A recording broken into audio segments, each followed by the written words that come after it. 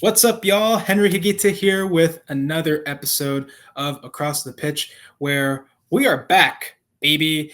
The past couple of weeks, I was foiled by technical difficulties and then, a final exam, which is always fun.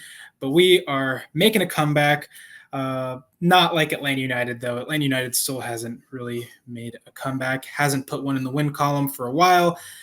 They'll have another chance to do that this weekend when they go visit the Chicago Fire on Saturday. Not sure how that's going to go, but I have a friend here to talk about that with me. It is Nick from the Feed the Fire podcast. Nick, thanks for coming on, man. How are you? Henry, I'm doing real well. Good to be talking with you. Thanks for having me.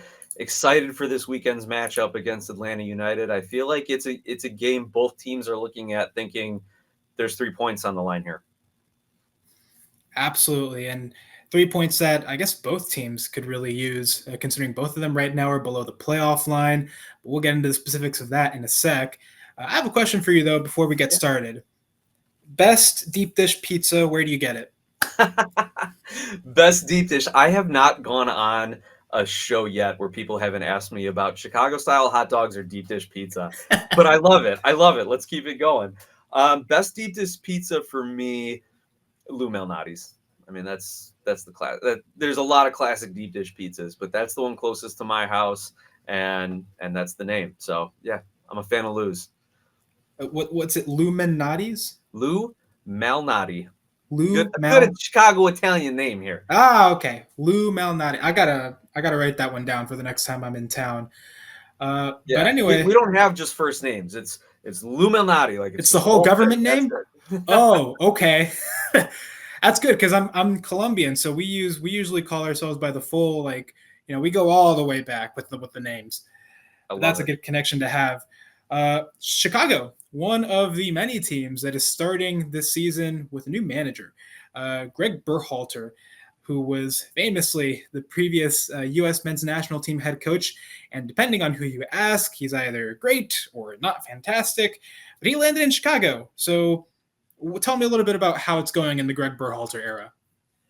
Well, the diehard fans of the Fire were very excited to have a coach of Berhalter's pedigree coming into the Fire. I think a lot of us were just happy they didn't re-sign Frank Klopas to another one-year deal to have him just kind of caretake the team for another season.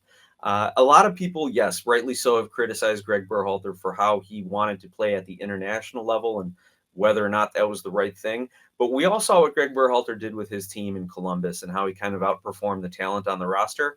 And here in Chicago, he has brought an identity that the Fire have been lacking for many, many years. He wants to play out of the back. He wants to build with possession. He wants to use his wingers and his wingbacks and have them get involved in the play, as well as look to your center striker, Hugo Kuipers, and have them feed the ball to him as well. So it is very refreshing as a Chicago Fire fan to be able to watch a game and say, they actually know what they're doing. They know where they want to play the ball. It's not a pickup game where just go out there and try and make something happen. There's an identity here. There's a tactical setup, and it's very nice to see. All right, there is a plan, and I imagine there was a plan also when the Fire went to do their winter transfers. Let's dive into those, actually. Yeah. Here are all of Chicago's winter transfer business, the ins, the outs.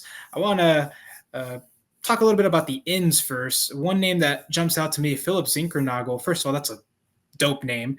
And second, it looks like he's having a good season so far. 3 goals, 4 assists. What is he doing that makes him so effective? Right. So Zinkernagel, Danish international, coming in this winter from the Belgian league, where the Fire are starting to have some success in signings. Obviously, Hugo Kuipers coming from there as well. But what Zinkernagel is doing, it's twofold. Number one, he is just putting in the effort. He is working. He is hustling. He is just a machine on every play. Every minute he's on the pitch, he is working hard. But secondly, and with Berhalter's system that we alluded to earlier, he wants to play up the wings. So Zinkernagel is useful both on the left and the right side. I think he started off more so on the left, but he's been flipping with Jonathan Bamba a little bit. And during the course of the games, you see some overlap with him and Kuipers as the center striker, and then Kuipers and Bamba as well. So not only is he putting in the work, he's doing the right things tactically, he's making the right runs, making the right moves, but also he is not afraid to take on a defender one-on-one. He is there to attack, he is there to create goals, he is there to score goals, and he has all the confidence needed to drive at defenders, to play balls into the box, to take on people one-on-one, to try and make something happen. And even if he's double teamed, he's willing to take the risk and go forward and try and create for his teammates. His attitude is fantastic. He is a competitor. He wants to win. And so all of that together is something that has been lacking a little bit from the Chicago Fire teams of the last few years. And he just brings it the best every week and every match. So it's been awesome to see his play, to see that next level kind of play here in MLS with the Fire. Nice, a winger with attitude, a winger that isn't afraid to take on defenders. It's an ideal winger, really, and he has some experience as well. Let's talk about another experienced player who left the Fire this offseason, Fabian Herbers. 7 goal contributions in 30 games last season. Someone who seemed also kind of capable of playing a variety of positions, and yet he's over in Montreal now. Why was it time for the Fire to move on from him? Well, there are a few reasons why they moved on from him. One was in part salary driven. A lot of the players that are out for the Fire over the offseason were just to free up a lot of salary and a lot of roster space. So Greg Berhalter, who not only is the head coach, but is also the head of the sporting side of things, he's the sporting director. So giving him roster flexibility to build the roster the way that he wants to play and the way that he thinks an MLS roster should be constructed. Also, I hate to say it, but he was part of the old guard. He was part of the losing culture. And maybe he himself didn't carry around that losing mentality, even though he made comments last season like, oh, yeah, we had those moments in the game. Here we go again. We miss chances early. We know we're going to lose, or we give up a late goal. Here we go again. So he's made those comments in the past. So he had to be moved out if the Fire were going to reset their culture. But additionally, he's a utility man. The Fire have trophy aspirations within the next couple of seasons. They want to be making the playoffs. They want to be contending, and they want to be in trophy contention, like I said, in the next 2 to 3 seasons. And Fabian Herbers is a great utility guy. He can play anywhere across the midfield, even a little bit on the back line if you need him to, but that's not how they want to build their roster. Maybe you need a guy like that, but if you're contending for trophies, he's not starting on your team. And he was a starter for the Chicago Fire. So he just didn't have a spot in the way the team was going forward, was not the kind of guy who's going to elevate the level of play. And also you saw a few boneheaded yellow cards throughout the course of the season with him. Couldn't have that, again, if you're a team that wants to be making the playoffs and contending for trophies. So his time was up. The fans loved him. I wasn't a huge fan of how he played, but no doubt, I respect him being here. He was the longest tenured Fire player on the roster. I think at least 5, maybe 6 seasons with the Fire. So we absolutely have to respect the contributions he made for the club. However, all that being said, it was time to move on from Herbers. I think it's interesting that you brought up this idea of a losing mentality, a losing culture. That feels like it's also some of the language that's being used around Atlanta United these days. It's a culture problem. It's the trying to figure out, which are the players that are, that don't have, I guess, the mental fortitude or attitude even to take this team out of its slump and to kind of go forward when things are getting tough in the middle of games. There's so many times where this team has dropped points, and at the end we ask them, like, what's going on? It's like, oh, it's the mentality issue. Oh, it's this, that, and the other. And it feels like the players keep referencing that mentality issue, but it also doesn't feel like, okay, you've identified it, but what is being done to really solve it? Have you all had that frustration? Oh, absolutely. And that was the frustration over the last 3-4 seasons. The Fire haven't made the playoffs since 2017, and their last playoff appearance before that was in 2009. So absolutely that losing mentality is there. And when we had Frank Klopas as our head coach last season, everyone knew he was kind of a lame duck head coach. He was just there to kind of get them through the season while they could bring in their choice head coach. like Greg Berhalter, who originally was going to be brought in on just the executive side of things and to be kind of a sporting director, but he said, no, I can do the head coaching role as well. So that was a new consideration that owner Joe Mansueto had to think about. And uh, Berhalter has brought a different mentality and culture and a coaching staff, and he's brought in a few players that he's familiar with, like a Sam Rogers, who was typically going to be your third or fourth center back, but a guy who had a USMNT call up under Greg Berhalter and knew him he could bring him in on short notice and have him fill out the roster a little bit, and who, due to injuries, has had to be starting a little bit. So yeah, Berhalter's brought a different culture and mentality. But yeah, we saw with Klopas, he was just kind of a lame duck caretaker. You saw it with Ezra Hendrickson before him, a guy who played in MLS for the Galaxy, who wanted to just bring an attack and bring offense and push players forward and use his wingbacks, but that was about it.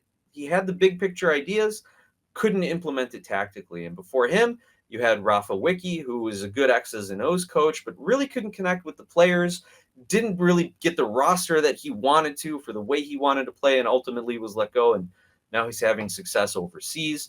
So the Fire coaching staff has been, a revolving door. And now that we have this mentality of we're going to fight, we're going to see games through, and that's something Atlanta fans should look out for. Even if Atlanta goes up a goal or even 2 goals in this match, the Chicago Fire are not going to change the way they play. In seasons past, it was start playing long balls up and maybe we get lucky, maybe we get a good counterattack goal. But they will continue to build possession, build from the back, even in the 80th, 85th minute when down a goal, and they will be patient and they will look for that lake strike if they can get it. So definitely a new mentality, definitely a new tactical approach, all these things. I probably went 20 steps down the road from the original question here, but I think that's something you just got to look for it when you're playing the Fire. No, that's fantastic. I was actually gonna lean into that a little bit more. You talk about this new mentality, this new coach, new team, a lot of new things. Let's jump into the new season for Chicago. Sure. So far in 2025, 3-4-4, 11th in the East with 13 points in 11 games. What are your thoughts on the team's performances so far? They definitely regressed to the mean. I'll say they started off the season so well, a 5-game unbeaten streak with a 3-game win streak in the middle there. But then you started to see that the quality of opponent maybe wasn't as what we thought it would be. That big win on the road against Dallas. Well, Dallas hasn't really turned out to be any sort of world beater here, but the Fire were winning the games they should have. They had a tough draw against Miami where they had some late opportunities to win. And in their last match against Orlando City, they were down to 10 men for the last hour of the match after goalkeeper Chris Brady picked up a red card for reckless conduct. So looking at those difficult situations where you're playing down a man for an hour, when you're playing against Miami's choice 11, they came up here to take 3 points in Chicago and walked away with a 0-0 draw. I think that might be their first goalless game this season. So when you see those kind of performances, you're upset that you don't get the win. Obviously, at home, you want to. I don't think the Fire have won a home game yet. They've drawed most of their games at home. You want those points, but the way I see it, you got to win little before you can win big. And these are these little victories where you gut out a 0-0 performance against Miami, where you gut out playing a man down and take a point against a good Orlando team. So while the results aren't there, it looks like the performances are. I'm going to caution that because anyone who's been critical of Greg Berhalter as the USMNT coach is going to recognize that. Yeah, the performance is there, but the results aren't. So how is it going to play out over the course of the season? We're just going to have to wait and see. And hopefully they can get a healthy choice 11 in the near future and start getting back in the win column and not just picking up draws. We'll wait to see how Chicago does the rest of this season, but the first step is this next game against Atlanta. Let's jump into your predicted 11. Here it is. Just kind of walk me through the lineup and highlight some of the key players we have to look out for. Absolutely. Well, starting in the back, Jeff Gall coming in net. He is the backup goalkeeper. Typically, I said Chris Brady got the red card last match, so he'll be sitting out. We saw Chris Brady play the entire U.S. Open Cup match this past Wednesday night. So without a doubt, Jeff Gall will be starting in goal. He has been a career backup I think his first MLS minutes were last week, coming in for Chris Brady after the red. But a veteran, a pro, and someone who should be able to just fit in seamlessly with the club. Looking across the back line, Andrew Gutman is a great attacking left back. Little bit of to be desired for his one-on-one defending, but he's got a couple of goals on the season. He will push up. He will overlap with Zinkernagel or Bamba, depending on where those guys end up in the front. Has a really good relationship, I think, with Brian Gutierrez, and so look for a lot of link-up play, a lot of overlaps, and look for a few 20, 25-yard left-footed blasts out of Andrew Gutman. He's got that in his bag, and he's happy to take it. Jack Elliott and Mauricio Pineda are my projected starting center backs. Pineda has kind of been a little bit of that utility player. He can play in the midfield. He can play as a center back. But due to a lot of the injuries, he has been playing more center back lately. Jack Elliott, coming over from Philadelphia in the offseason, has been a great pickup. Battled a little bit of injuries this season, but a solid center back, someone who has captained the team recently, and someone who knows MLS attacks. So I expect Pineda to start alongside Elliott in place of the injured Carlos Terán. And we did see Sam Rogers, who I mentioned earlier, get a lot of minutes in this U.S. Open Cup game on Wednesday. I don't think Pineda made an appearance, so I do expect to see him starting. Amari Glasgow, another homegrown Fire player, more of an attacking player, more of an attacking winger. But we've seen him drop back into that right outside back position while Jonathan Dean has battled injuries, while Leo Barroso, their young Portuguese international, 19 years old, has battled injuries. So I would expect to see him get some minutes, get the start. He got his first ever goal for the Chicago Fire in their U.S. Open Cup match, and he's the all-time leading scorer for Guyana. I know that they're not a major player in CONCACAF, but the fact that you've got this 21-year-old who's already been in the international spotlight for his country, he's got the goal-scoring capability, and after this U.S. Open Cup match, I see confidence in him as well. So that's the back line, but it wouldn't surprise me to see, say, Jonathan Dean step in and have to check the injury reports before the game. So that's the back line.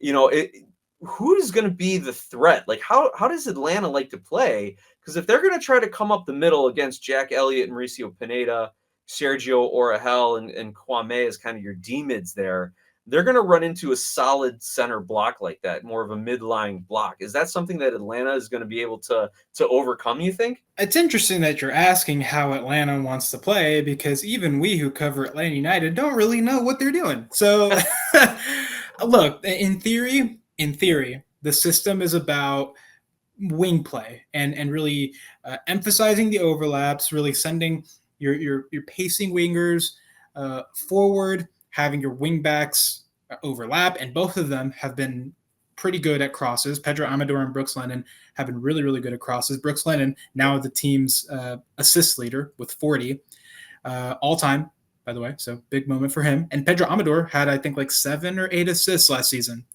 because of his crosses. So that's the theory of how it should work. In practicality, it really hasn't worked that way. Partially because Miguel Almiron really likes to go centrally, and so he cuts inside, and that undermines your efforts to create that overlap on the right side. Alexei Miranchuk, the idea of him was to play the through balls in behind back lines for Latte Lat, because the whole idea of him was he's going to be this fast, pacey striker who's going to get in behind back lines and just go one-on-one against the keeper and score. We haven't seen that happen yet. Because Miranchuk, frankly, has been pretty disappointing as a 10. 0 assists in 11 games so far this season. Has 1 goal. It was kind of a lucky, kind of landed to him in the box kind of moment. But it really hasn't gone together the way that Atlanta's hoped. And so they've been changing some of the lineups. They've been changing the formations a little bit, and they're trying to figure out how to make it work. I think the idea so far has been a possession-based system where they've tried to build along the sides and throw crosses into the box. I have a feeling that they're going to be playing a little bit more direct in the games to come, and they're going to probably try to move forward a little bit faster, and that might go down the middle just so that you can use Miguel Almiron, his skill a little bit on the ball more. Sure. And I would say that's been Chicago's backline's weakness. And if you go back a couple of weeks when they played down at Nashville, and Nashville lit them up, it was 5-0 at halftime. Nashville was up 7-0 before the Fire pulled a couple consolation goals back. They were just getting beat over the top for a lot of those goals. So you saw Nashville's backline lobbing them forward right down the middle of the defense. A little miscommunication between the backline, who's, there's never been, I don't think, the same starting four yet all season, maybe a couple, 3 games, just due to injuries and player fitness. So if Atlanta wants to play up the middle, it's going to be hard to dribble through them, but they may have some success going over the top. Now, looking at who are they going to be dribbling up against if they do want to kind of try and bring the ball up the middle, that Sergio Odahel and Miguel Almiron matchup is going to be one to watch. Odahel, someone who came up with the Chicago Fire's academy system, another homegrown player, a guy who in the first match made 2 bad mistakes, leading to 2 goals for Columbus, but has grown exponentially since that opening weekend. And the Chicago Fire as an organization have done a great job of scouting local talent and really building them up to the first team level. In fact, it might have been that Nashville match, or was it the Miami match? The Chicago Fire had 6 homegrowns or 6 academy players. Andrew Gutman, technically not a homegrown, but did come up through their academy. So 6 Chicago academy players were starting.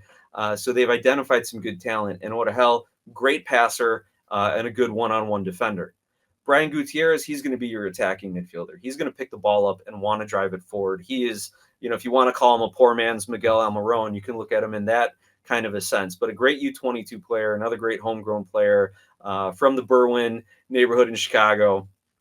He's got some talent on the ball, and over the last year or so, developed the confidence where you'll see him take a strike from the top of the box if he can get it. He, in the attack, if you see Brian Gutierrez being that third runner in the box, then you're going to see him get some good looks. And then Romanique Kwame, another new signing, a guy who kind of does a little bit of both, a good two-way player in the midfield. I think he's a little more defensive-minded, and that's how Berhalter wants to have him play in the system, but another guy who's got some good one-on-one skill and can push the attack forward if the need be.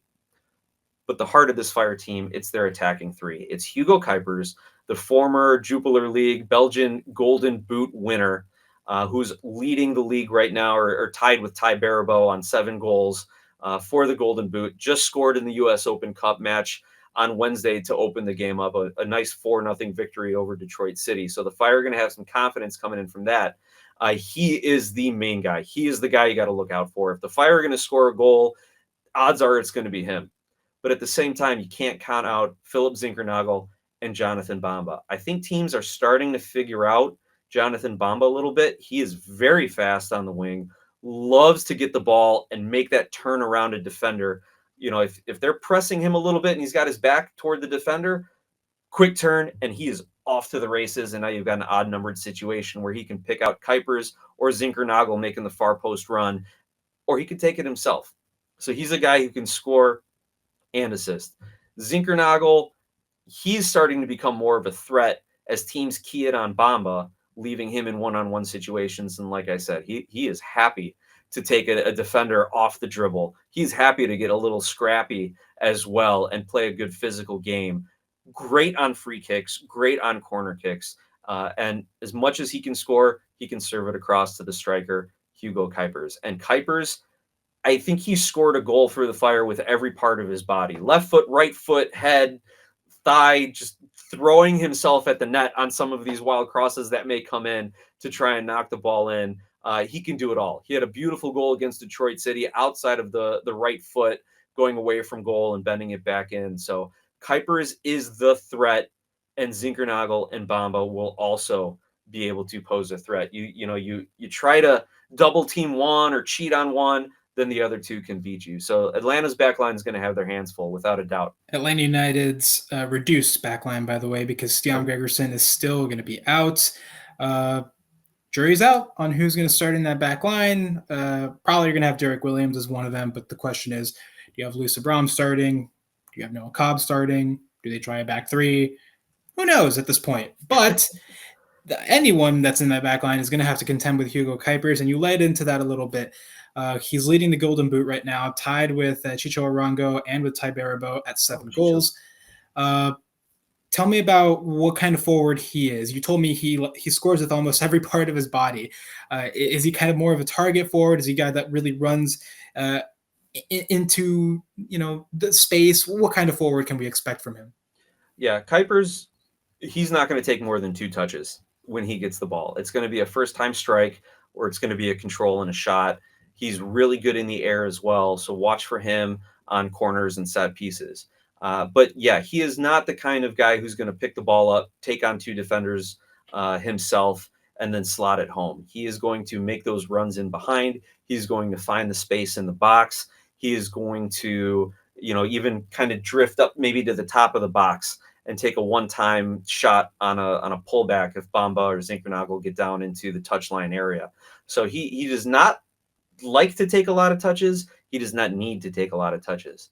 Now, if Atlanta United fans are looking for something like a positive sign, if you see Kuipers starting to drop back almost to where Brian Gutierrez is playing, into that central midfield area, dropping back into almost our defensive third to try and get involved in the play and have a little link-up play, then you know that Atlanta's defense is working, because the Fire's first option is going to be to bring the ball up the wing, get it into Kuipers on a cross or on an overlap.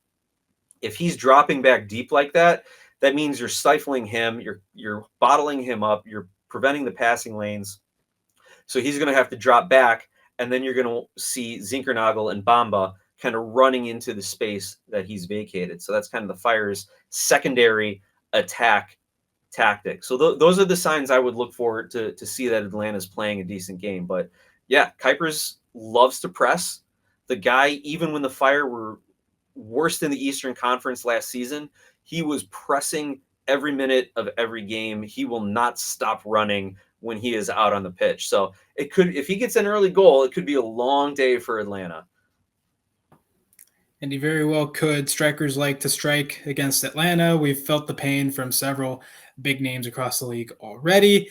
But let's talk about one. I have to check in with our guy, a friend of the show, Andrew Gutman, a former Atlanta United player. We are very familiar with his tendency to release some really crazy shots and to score on them. But kind of catch me up. It's already been at least like one full season, I think, maybe a couple full seasons of him over in Chicago. Tell me how it's gone for him.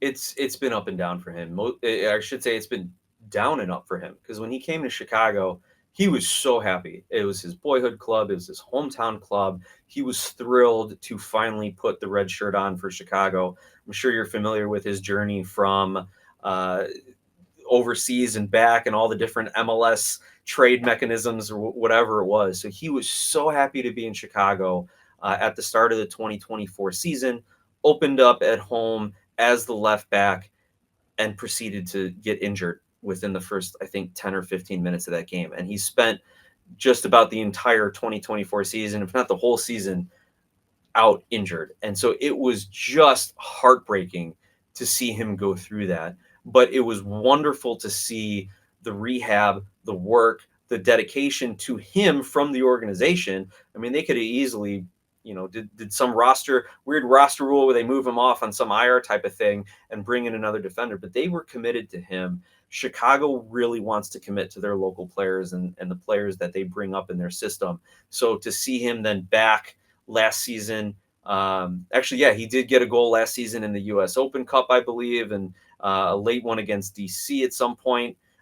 So to see him come back and to regain his level of form has been amazing to see. And also now to see him developing the relationship with these other homegrown midfielders in Ortahel, in Gutierrez, and getting forward and working a little bit with Zinkernagel.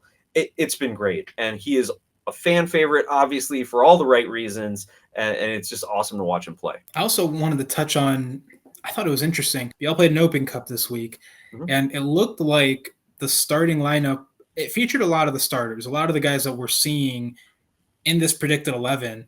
Was that a surprise for you to see so many kind of key starting players in the Open Cup game?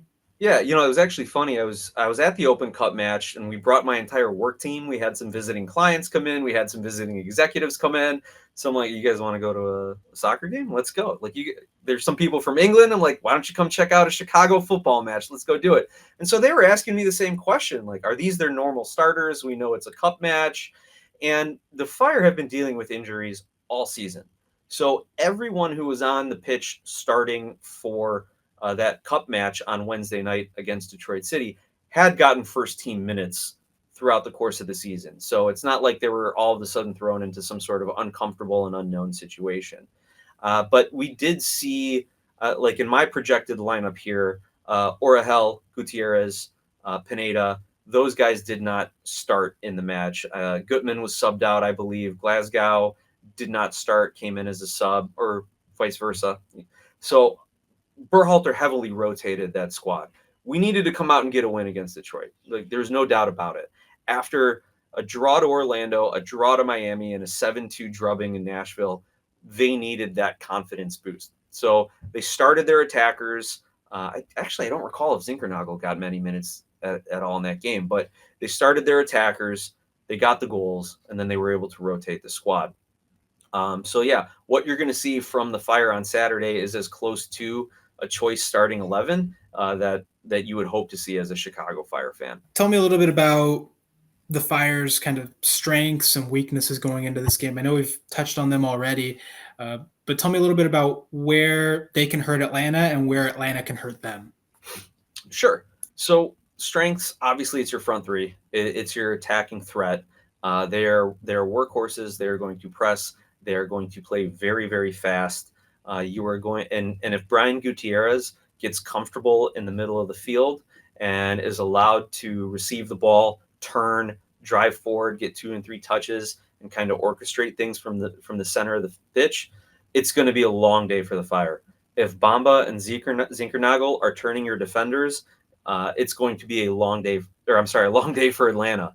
If Gutman and Glasgow are pushing forward and living in the middle third of the field or in the attacking third, it's going to be a real long day for Atlanta United. But if Atlanta can kind of counter that by pushing their own outside backs forward, go back and watch the Columbus match to open the season for the Chicago Fire. The Fire did a great job pressuring Columbus, but didn't get those early goals. And eventually Columbus was able to put those wingbacks, Gutman, Glasgow, or possibly Dean and Barroso if he's back from injury, put those guys back into the defensive mode, and that really hampered the Chicago Fire attack. So you'll look for the battles centrally to see how Gutierrez is playing.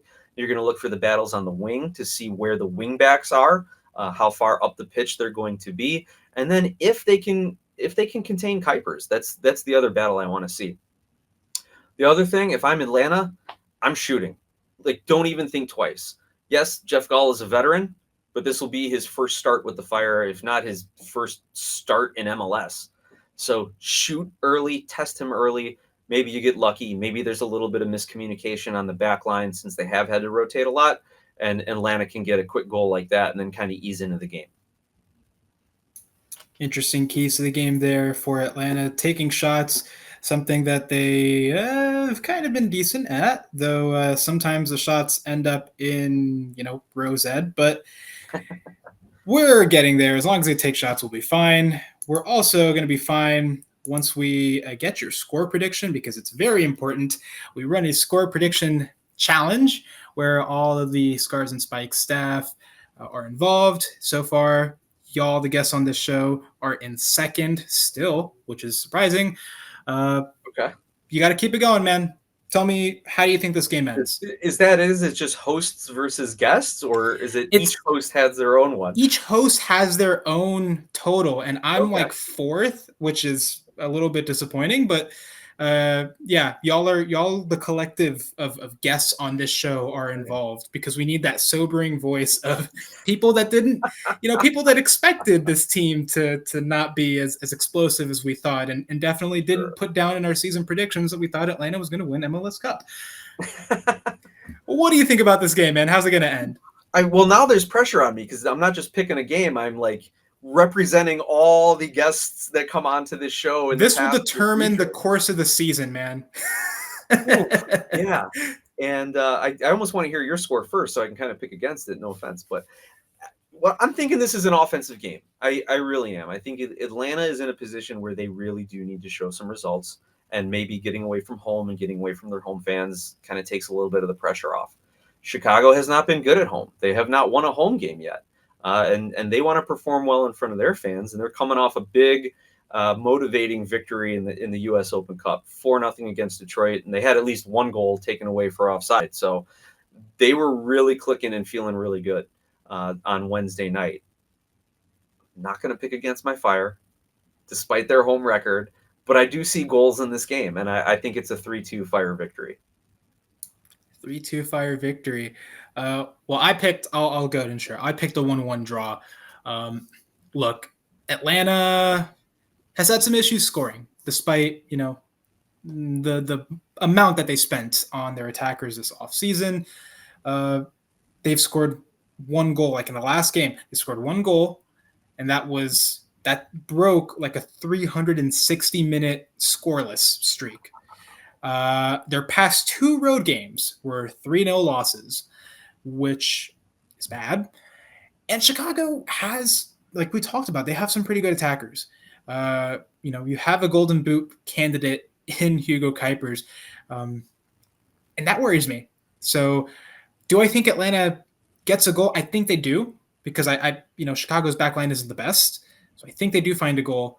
But I also think that they won't be able to hold on, and I think that Chicago at least gets one more goal. They might even get another one and take all 3 points.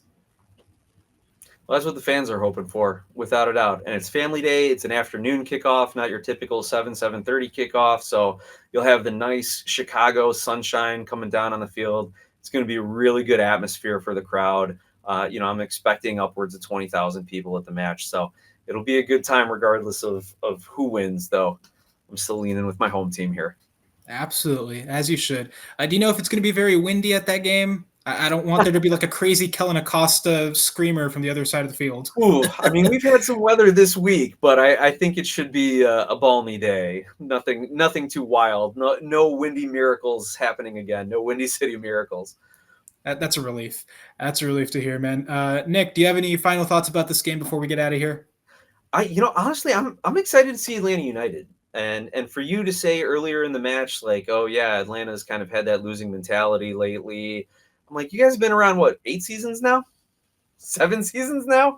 And it's just kind of funny to see how Atlanta has gone from the heights of MLS to where you are now, just over the course of that time frame. And kind of Fire have been down there for the last decade or so without the few odd seasons. So these are two teams who definitely have a lot of similarities in their trajectories, and two teams where I expect a lot. I expect a lot out of Atlanta. They have an ambitious ownership, ambitious management, and a lot of talent. So my expectations are to see a good match this weekend, and I really hope the Fire are up to the challenge.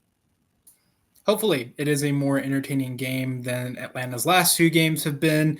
Where can people find you? Yeah, so I do the Feed the Fire podcast, available wherever you get your podcasts, as well as on YouTube at Glass House Soccer. And you can find me on social media at Glass House Soccer as well. Awesome. Well, Chicago Fire versus Atlanta United. That's going to be this Saturday, May 10th at 2:30 p.m. Eastern at Soldier Field. Be sure to check out the website, scarfsandspikes.com, for news, opinions, all sorts of articles where we voice our concerns, maybe solutions about this Atlanta side. Check out the shop. We got tons of merch. I am not wearing any of it right now. That's terrible, but there are hats, there are beer glasses, there are tons of cool stuff. So go check those out. And of course, if you haven't already, join the Patreon. $1.17 a month gets you access to exclusive content, tons of our videos like the Unfiltered series, our Patreon mailbags, tons of stuff that you only get access to through that Patreon. And of course, the awesome Discord, where we talk about all sorts of things, from soccer to pirates to tons of crazy stuff. We have like 1 million channels. I've already lost count. But tons of cool stuff for you to talk to, awesome community that we're building. And of course, that gets you access to our watch alongs, where occasionally, I think it's about once a month that we do them, you can watch away games with us, the guys that do the show, and everyone else in the Discord. We can all come together and express our desire to throw something at the TV screen once something stupid happens. All together now. So be sure to join the Patreon. If I watch along and end up breaking my TV and my camera, then I'll blame you guys for it. Absolutely. That's absolutely fine. We'll take that. But yeah, make sure you all join the Patreon, come out for all the good stuff. And yeah, that about wraps up this episode of Across the Pitch. Thank you guys for watching.